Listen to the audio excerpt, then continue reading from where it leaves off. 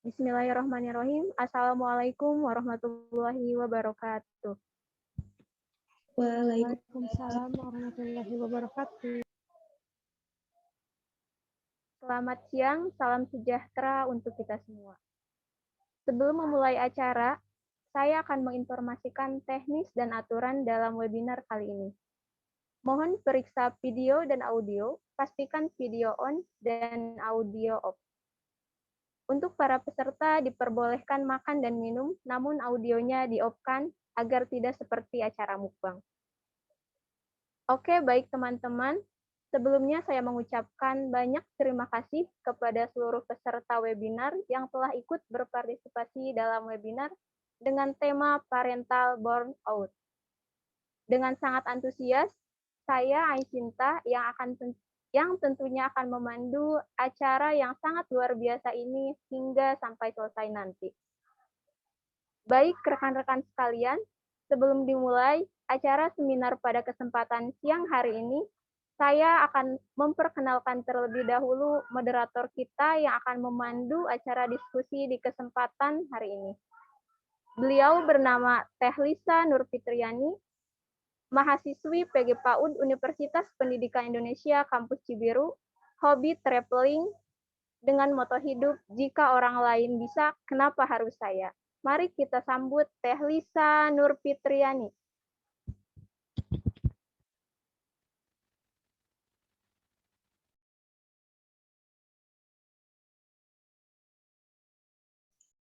Baik, sebelumnya saya terima kasih kepada Aisyinta telah memberi kesempatan. Pertama-tama, saya ucapkan terima kasih kepada kalian yang sudah hadir pada acara webinar parenting yang bertema Parental Burnout. Sebelumnya saya izin membacakan CV pemateri. Beliau bernama Alvara Anita Cahyani, riwayat pendidikan SMK Telkom Bandung tahun 2016 sampai 2019 dan sekarang sedang menempuh pendidik S1 Prodi PG PAUD di Universitas Pendidikan Indonesia Kampus Cibiru. Pengalaman organisasi Paskibra tahun 2013 sampai 2019, MPK SMK tahun 2018 sampai 2019, Hima PAUD 2019 sampai sekarang. Moto hidupnya, gak mau tahu pokoknya harus jujur. Selanjutnya, kita akan membuka pemateri oleh Teh Alvara dengan tema Parental Burnout. Mangga Teh Alvara, udah siap? Baik, terima kasih Teh Lisa selaku moderator yang sudah mempersilahkan saya. Dan saya ucapkan juga terima kasih kepada Teh Ai yang sudah menjadi MC untuk hari ini. Selamat datang juga kepada teteh-teteh, akang teteh, ayah bunda semua yang sudah mengikuti webinar parenting pada kegiatan hari ini gitu ya. Oke, pertama-tama saya mau tanya kabar dulu deh, gimana nih akang teteh semua pada sehat? Alhamdulillah Teh sehat. Alhamdulillahirrabbilalamin. Semoga selalu sehat ya. Nah, walaupun kita ketemunya secara virtual, semoga tidak mengurangi esensi yang akan kita bagikan pada hari ini gitu ya. Nah, sebelumnya aku mau minta tolong kepada Teh Lisa, boleh share screen Teh?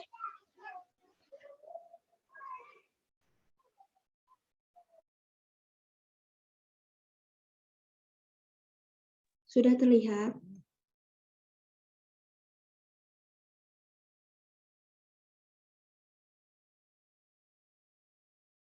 Bismillahirrahmanirrahim. Assalamualaikum warahmatullahi wabarakatuh. Alhamdulillahirrabbilalamin. Hari ini saya Alvara Anita Cahyani gitu ya berkesempatan untuk menyampaikan pematerian mengenai parental burnout nih. Di sini saya Alvara Anita Cahyani sebagai pemateri, ditemani oleh Teh Aisyinta sebagai pembawa acara dan Teh Lisa Nurfitriani sebagai moderator. Baik. Pertama-tama nih kita perkenalan dulu mengenai parental burnout. Mungkin di telinga kita semua terdengar apa ya, asing gitu ya, nggak familiar, makanya sekarang kita kenalan dulu nih sama parental burnout gitu ya. Mengenal parental burnout atau lelah dan stres jangka panjang pada orang tua ketika ibu mengalami pekerjaan terlalu banyak.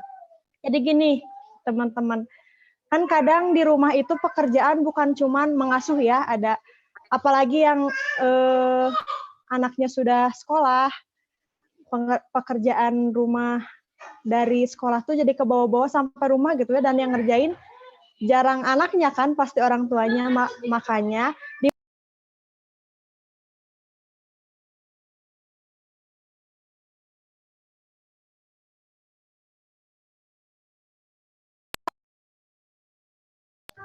nah apalagi di masa pandemi seperti ini, kan sekolah itu dari rumah ya, otomatis pekerjaan orang tua khususnya ibu semakin banyak gitu ya, makanya kenapa kasus parental burnout itu melonjak di masa pandemi ini gitu.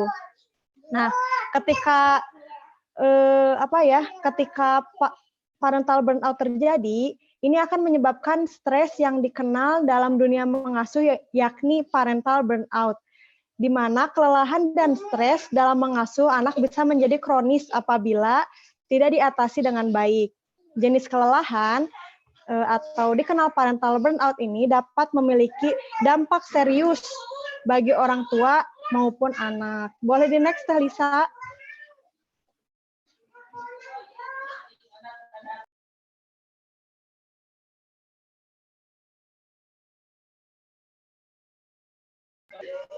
Apa sih parental burnout? Udah betul yang sebelumnya, Teh Lisa.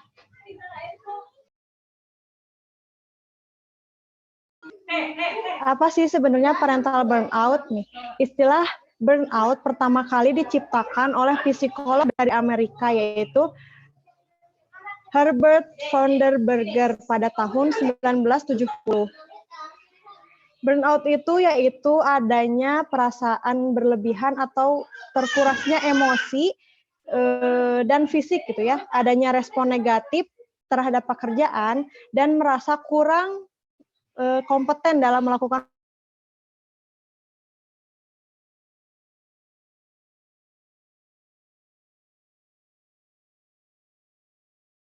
ekspektasi gitu. Teman-teman mohon maaf ya, di sini berisik dan banyak noise gitu. Kebetulan lagi hujan juga. Nah, dilanjut ya. Nih, parental burnout adalah sindrom kelelahan yang terjadi ketika orang tua terlalu lama terpapar stres dalam perannya sebagai ibu atau istri, ayah, suami, pekerja, serta tidak dapat mengimbangi gitu ya antara aktivitas untuk pereda stres gitu. Jadi jangan salah ya, refreshing itu wajib teman-teman. Jadi jangan sampai kita stres berlebihan gitu ya. Oke. Di antara banyak orang tua yang mengalami parental burnout, studi epidemiologi menunjukkan bahwa 2/3 dari mereka, maksudnya yang terserang parental burnout itu adalah wanita, dan 1/3-nya lagi tuh pria gitu. Itu menurut riset dari Dr. Moira Mikolajek, Profesor Universitas of Louvain, berdasarkan penelitian parental burnout gitu. Nah, menurut Putu Andani MPSI psikolog gitu ya, stres itu ada di level pertama. Jadi pertama itu stres, level kedua itu burnout, dan level ketiga itu depresi atau atau depresi disorder gitu ya, di mana level ketiga ini tuh lebih bahaya. Makanya kenapa parental burnout itu berbahaya, karena level selanjutnya adalah yang depresi gitu. Nah, parental burnout itu berada di titik kritis, yakni menuju tingkat depresi kan ya. Nah, kalau kita bisa mengatasinya dengan baik, maksudnya kita bisa mengatasi parental burnout-nya dengan baik, membuat diri semakin kuat, maka akan mencegah untuk mengalami depresi gitu. Nah, perlu diketahui bahwa periode stres pada seorang ibu akan lebih singkat, dan ibu itu bisa kembali bangkit seiring berjalannya waktu. Namun perlu diingat nih ya teman-teman, ketika telah merasakan burnout, akan merasa lelah mental yang berlebihan dan tidak fokus dengan apapun yang sedang dikerjakan. Ibu tidak akan lagi merasa senang melakukan kegiatan yang dulunya memberikan kesenangan seperti main dengan anak atau memasak untuk suami. Nah, makanya kenapa burnout itu sangat berbahaya teman-teman. Yang sebelumnya kita merasakan kesenangan gitu ya bermain dengan anak, yang sebelumnya kita merasakan senang ketika memasak gitu ya, tapi gara-gara kita memendam stres terlalu lama, jadinya malah kesenangan-kesenangan kita pun jadi hilang gitu ya. Nah, ibu justru akan menganggap mengurus anak atau mengurus suami atau memasak itu sebuah pekerjaan yang bukan, maksudnya sebuah pekerjaan berat yang tidak mendasarkan kedekatan emosional gitu. Padahal kan komunikasi antara ibu dan anak itu ikatan batin ya, lebih singkatnya itu kayak menyalurkan rasa kasih sayang gitu ya. Namun ketika kita merasakan burnout itu jadinya malah lelah gitu teman-teman. Dan itu bahaya gitu ya. Coba di next Teh Lisa, punten.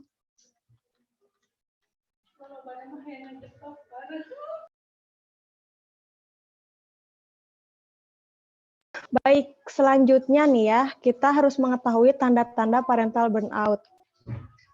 Memang sebenarnya parental burnout itu kondisinya sangat mirip dengan stres yang dialami hampir setiap orang gitu, kayak sakit kepala yang kayak gitu-gitu, stres-stres. Namun, kita itu harus mengetahui gitu ya tanda-tanda apabila tengah mengalami parental burnout untuk mencegah terjadinya depresi akut nih. Yang pertama itu ada survival mode, di mana ketika orang tua atau ibu merasakan jenuh melakukan rutinitas yang berulang-ulang, dan ibu itu akan beranggapan yang dikerjakannya adalah sebatas untuk bertahan hidup atau melanjutkan hidup saja, tanpa ada kesenangan yang didapatkan. Jadi ini tuh ketika gimana ya, survival mode itu kayak karena merasa kelelahan gitu ya, melaksanakan pekerjaan yang diulang-ulang terus tidak merasakan kesenangan yang tadi itu. Nah, ini tuh menjadi tanda-tanda parental burnout gitu ya. Mode berpikir jangka pendek dengan rasa takut yang berlebihan gitu teman-teman, serta minim melakukan komunikasi dengan orang sekitarnya. Nih, ada kutipan dari salah satu ibu gitu ya. Gini, aku sempat mengalami hal ini ketika di masa pandemi berlangsung nih, benar-benar rata-rata maksudnya parental burnout itu meningkat ketika adanya pandemi ini gitu ya, semua dilaksanakan dari rumah gitu. Nah, aku sempat mengalami hal ini ketika di masa pandemi berlangsung. Semua pekerjaan dilakukan jadi satu di rumah di waktu yang sama. Ini membuat aku kesulitan untuk beradaptasi dengan rutinitas yang hampir dilakukan setahun ini gitu. Gak kerasa juga kan pandemi ini udah lama banget ya. Nah, tidak menutup kemungkinan gitu ya bahwa parental burnout itu meningkat karena emang dalam satu waktu itu pekerjaan ibu tuh semakin banyak gitu ya. Nah, terus selanjutnya itu ada perilaku menurun atau perubahan sikap. Tanda-tanda parental burnout lainnya adalah sikap atau perilaku seseorang yang mulai menurun gitu ya, perubahan sikap teman-teman. Misalkan dari asalnya orangnya sabar gitu ya, diem, terus tiba-tiba jadi mudah marah, mudah tersinggung, terus kondisi fisik mudah lelah gitu ya. Perubahan ini juga bisa dilihat dari sikap suami atau anaknya yang berubah gitu ya, di mana seperti anaknya itu jadi lebih sering menangis gitu karena emang anak kan bisa merasakan kondisi emosi ibu gitu ya, di mana ketika ibu merasa marah, anak itu pasti jadi menangis gitu ya. Nah, terus anak juga jadi ikutan mudah marah gitu. Mungkin ini adalah akibat ketika sikap kita yang mulai menurun gitu, teman-teman. Terus selain itu juga ya, kondisi fisik sering sakit kepala atau nyeri otot serta perubahan nafsu makan juga menjadi tanda-tanda seorang sedang mengalami burnout. Kualitas tidur yang kurang baik, sering begadang, atau mengerjakan kerjaan hingga larut malam juga dapat meningkatkan kadar stres seseorang. Nah, selanjutnya itu ada sering mengasingkan diri atau minim komunikasi dengan sekitar. Misalnya mengasingkan diri dari temannya, keluarganya, atau malah menghindar juga dari anak nih teman-teman, itu adalah tanda-tanda parental burnout gitu ya. Meskipun peran seorang ibu adalah mengasuh anak serta mengurus rumah tangga, ketika ia sedang mengalami itu gitu ya, ketika ibu mengalami burnout, ibu tuh akan lebih sering menjauh gitu ya dan minim komunikasi dengan anak khususnya. Hal ini yang akan berdampak pada lingkungannya. Anak jadi semakin senggang gitu ya hubungannya dengan orang tua, terus serta pekerjaan rumah jadi terbengkalai gitu teman-teman. Terus keluhan fisik yang tadi itu kurang tidur, sakit kepala, nyeri otot, atau perubahan nafsu makan itu sendiri gitu teman-teman. Boleh di next Teh Lisa? Oke. Adakah cara mengatasi parental burnout nih? Ada ternyata teman-teman, we can do everything at once. Ini karena keadaan yang membuat kita seperti ini gitu. Mau nggak mau kita tuh tidak memaksakan semua pekerjaan diselesaikan dalam satu waktu gitu. Jadi kayak gimana ya? Tenang aja gitu. Misalnya kayak rumah berantakan, ya nggak apa-apa karena emang wajar gitu ya, kan ada kehidupan di rumah itu gitu, di mana anak-anak bermain gitu ya, anak-anak mengeksplorasi diri gitu di lingkungannya. Oleh karena itu sebenarnya nggak apa-apa gitu, nggak usah terlalu kayak apa-apa tuh harus beres hari itu gitu teman-teman. Jadi karena di masa pandemi gitu ya, jadi lebih meningkat parental burnout-nya gitu. Dan ini tuh nggak bisa dibiarin teman-teman. Jadi kita tuh harus tahu cara mengatasi burnout ini gitu. Karena kondisi yang dialami ini ketika burnout itu berdampak pada pekerjaan, pada emosi anak, serta keharmonisan keluarga gitu. Nih, yang pertama itu kan ada komunikasikan rasa lelah, di mana komunikasi itu kan sangat penting ya teman-teman. Jadi komunikasikan aja rasa lelah teman-teman ke seseorang yang bisa dijadikan tempat cerita gitu ya. Jadi kayak yang bisa memahami keadaan, yang bisa memahami teman-teman gitu. Jadi ketika teman-teman merasa lelah atau ayah ibu merasa lelah gitu, komunikasikan rasa lelah itu gitu, jangan sampai dipendem dan menjadi burnout gitu. Terus jangan lupa maafkan diri sendiri. Jadi menyadari kesalahan, mengakui bahwa kita juga memiliki keterbatasan gitu ya. Minta maaf kepada diri sendiri adalah hal yang paling utama dalam mengatasi parental burnout gitu ya. Rasa bersalah apabila kelepasan marah atau memarahi anak akibat stres adalah hal yang wajar, makanya lebih baik kita itu memaafkan diri sendiri gitu ya teman-teman. Oleh sebab itu, maaf perlu dilakukan. Suara-suara kritik yang ada di kepala nih ya, biasanya kan kita ngomong sendiri ya teman-teman, suara-suara kritik yang ada di kepala kita itu mengerikan. Kita harus bisa berdamai dengan diri sendiri dan ikhlas teman-teman. Melakukan kesalahan adalah hal yang wajar dan kita perlu memaklumi itu, tapi jangan lupa kita meminta maaf gitu ya.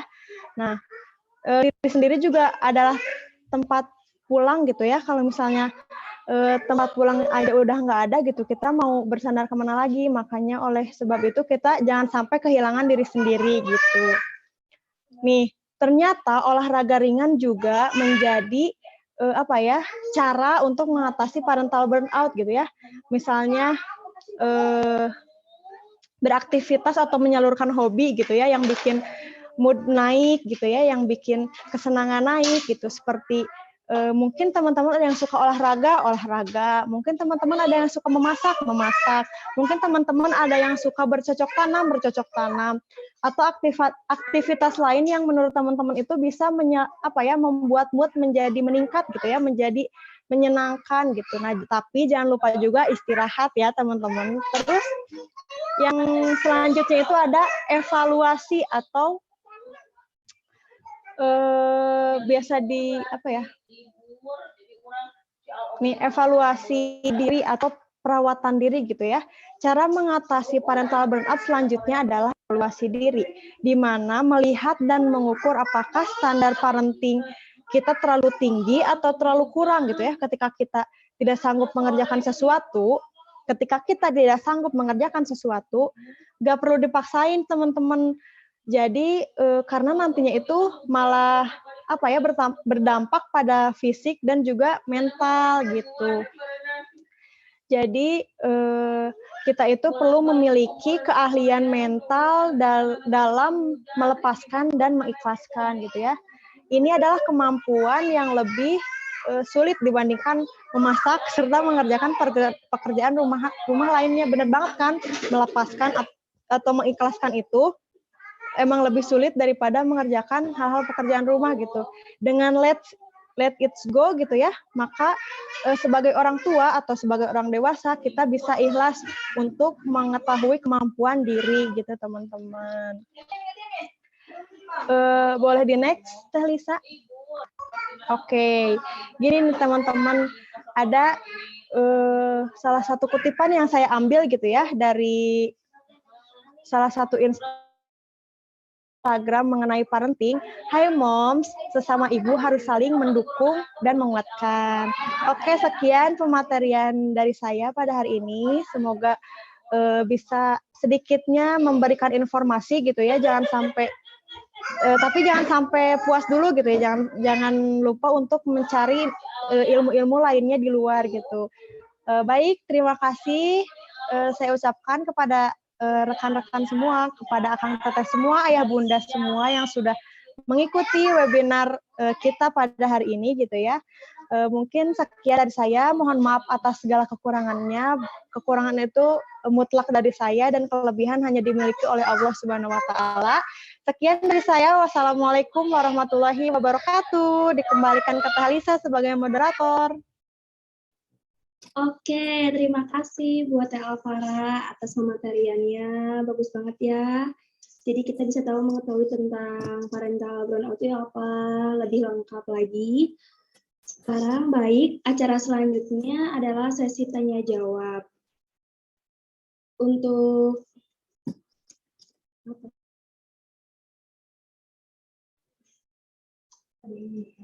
ada yang mau ditanyakan?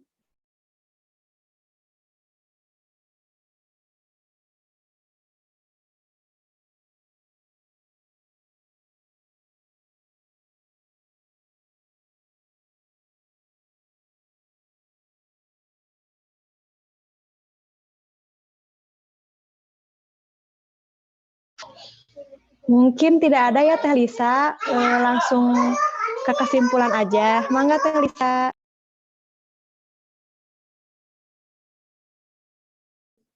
Baik, saya akan membacakan kesimpulannya yang telah dipaparkan oleh Teh Alvara, bahwa parental burnout itu sindrom kelelahan yang terjadi ketika orang tua terlalu lama terpapar serta stres dalam perannya sebagai ibu,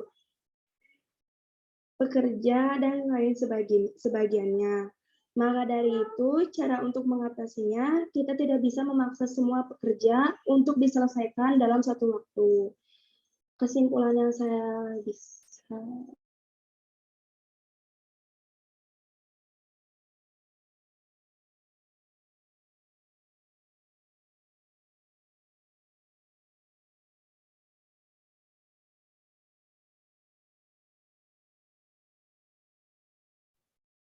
selanjutnya saya akan kembalikan kepada MC.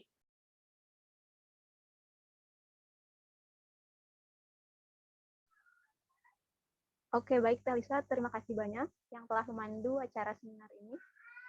Terima kasih juga kepada Teh Alvara yang telah menyampaikan materi yang sangat luar biasa. Mungkin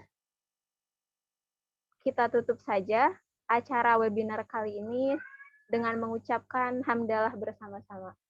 Alhamdulillahirobbilalamin. Sekian